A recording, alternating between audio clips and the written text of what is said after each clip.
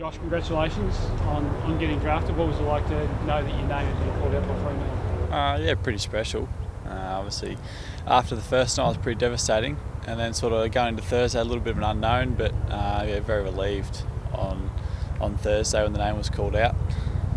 And what were your aspirations and expectations coming into 2020 before COVID, all that sort of stuff made a mess of the season? Yeah, it was definitely to sort of have a good season at the Pioneers, and as a leader to sort of grow the organisation as a whole, and then obviously individually to try and get on a list and play nationals and things like that. But yeah, obviously with a few setbacks and COVID come along, it was pretty tough.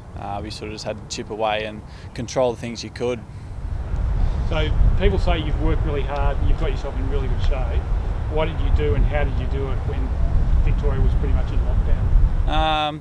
I think being in the country, I was in a pretty rural area, and that sort of helped. I think it was just the self-drive that I had that just kept me ticking along, and obviously that end goal of where I wanted to be, just it was ticking me along and kept me going.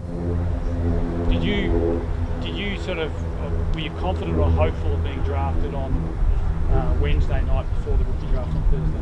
Definitely more hopeful. I think without playing a game certainly didn't help my chances. But yeah, it was sort of really an unknown of what was going to pan out on Wednesday night. You're a person with a big frame. You like to have physical impact on the game. Tell us a bit about yourself as a player. Yeah, I think that's just something that's always just come naturally from my type of game. Pretty physical. That's just how I like to play. My presence felt, against the opposition and things like that. So yeah, it's just the way I go about it. Who would you liken yourself to in the AFL?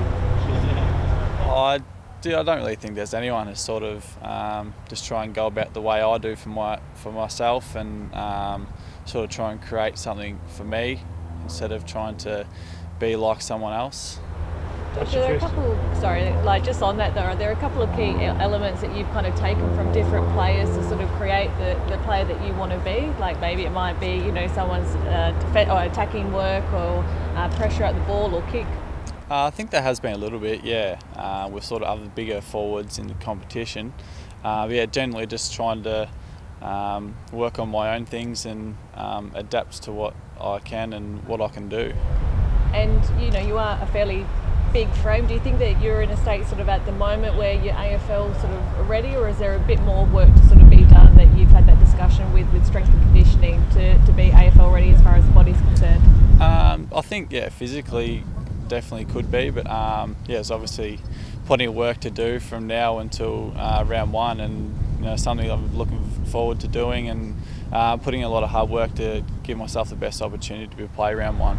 And so far, like your interactions with the group, who have you kind of looked for as a mentor and sort of probably be working alongside pretty closely with going forward? Yeah, I think Tabs and Joel Hamling will be two that I'll probably work very close with. Then obviously I'll have a strong connection with David Hale being the forward coach, and then I think everyone as a whole group.